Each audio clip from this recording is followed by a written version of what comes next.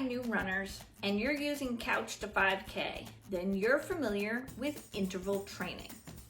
Hi, I'm Dr. Heather, your virtual sports chiropractor, and if you haven't heard yet, I've created 27 tips and tricks for runners on injury prevention. Over the course of the next 27 weeks, we're going to be going through each one of these tips and tricks right here on the channel, but if you want to go ahead and grab the complete guide, click the link down below that I've left you. Now again, these tips and tricks are in no specific order, but we're going to get started with tip number 10, which is interval training. Now in last week's video, we talked about heart rate training and using heart rate training to maintain that pace. Well, if you're a new runner, you're going to want to actually embark upon some interval training. But again, even a seasoned runner may actually use interval training as well. Now, the whole premise here behind interval training is exactly it. You're going to do something for a period of time, then another activity for a period of time, and then kind of repeat and go back.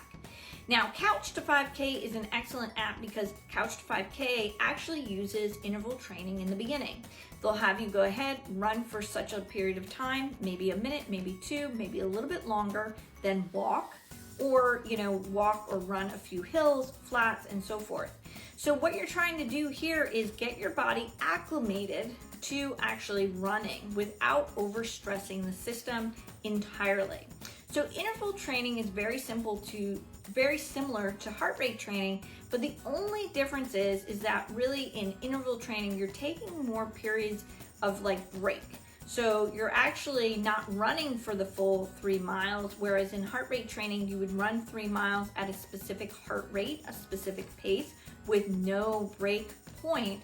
But with interval training, again, like I said, you may run for a few minutes, then walk for a few minutes, then run again.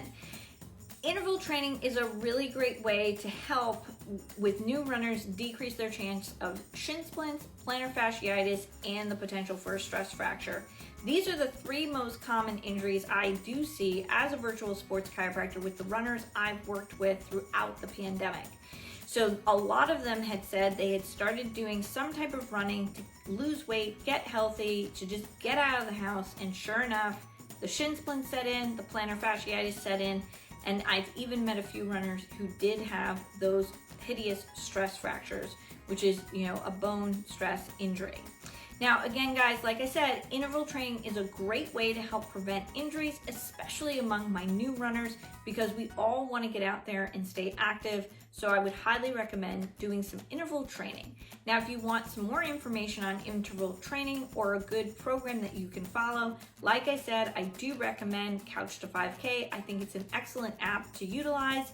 But if you want some more information, drop some comments down below. I'm happy to review and look at some other programs for you guys and give my honest recommendation.